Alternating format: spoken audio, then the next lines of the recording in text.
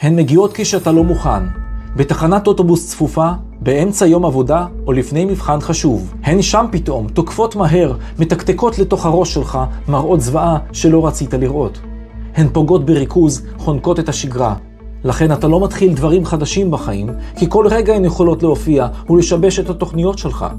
הן משתילות בך ספק, אולי אני בעצמי מסוכן לסביבה שלי. התמונות בראש כל כך חדות, עד כי מותירות בך תחושה שאולי זו התוכנית האפלה שלך, שמכינה אותך לצעדים הבאים. אתה חווה סרט אימה בחייך, אבל הסרט הוא לא אתה.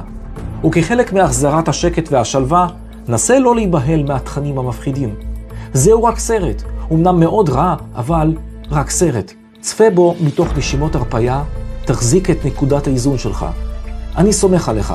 זכור, אנשים עם מחשבות פולשניות סובלים מאוד, אבל הם לא פוגעים באף אחד. סמוך עליי, ואני סומך עליך.